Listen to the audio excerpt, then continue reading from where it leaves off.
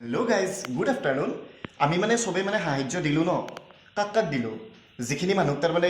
দুখীয়া বা এইখিনি সময়ত যোনে মানে কাম কৰিব নোৱাৰে তেওঁলোকক ঠিকেই দিলোঁ কিন্তু যিখিনি মধ্যবিত্ত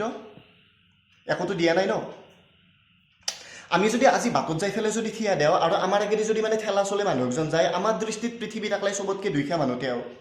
ঠিক আছে তেওঁ বাৰু সঁচাকৈ দুখীয়া আৰু তেওঁ সহায় কৰাটো আমাৰ দায়িত্ব কিন্তু 2 মাহ খাব পৰাকৈ আমি সহায় কৰা উচিত একো ঘৰ মানুহৰ ঘৰত বৰ্তমান ইমান সাহায্য সৰু সুৰা তাৰমানে গেলামাল দোকান এখনতো ইমান তাৰমানে নাথাকে কিন্তু ঠিক আছে কাৰোবাক দিয়াৰ কেপাচিটি আছে দিছি কিন্তু যিখিনি মানে মধ্যবিত্ত মোৰ খুৰা একজন আছে যাৰ এখন মানে ষ্টেচনাৰী দোকান এখন আছে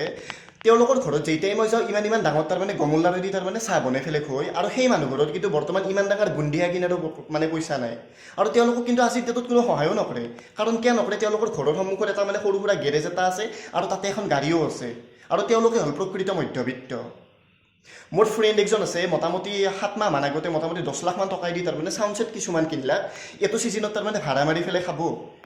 সি আজিৰ ডেটত ভিক্ষাৰী হৈ পেলাই তাৰমানে বহি আছে কিন্তু তাক আজিৰ ডেটত কোনো সহায়ো নকৰে কাৰণ কিয় নকৰে ইমান টকা দি চাউণ্ড ছেট কিনা ল'ৰা নিশ্চয় পইচা থকা ল'ৰাই হ'ব আৰু সিয়ে হ'ল প্ৰকৃত মধ্যবিত্ত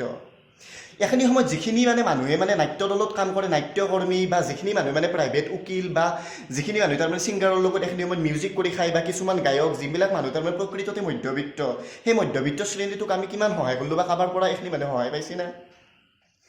আমাৰ এটা ধাৰণা আছে কি আমি যদি কাৰোবাক হেল্প কৰোঁ তেওঁলোকৰ এটা ভাঙা ফুটা ঘৰ বা হালি যোৱা বেৰা এখন থাকিবই লাগিব তেতিয়াহে তাৰমানে আমি সহায় কৰিম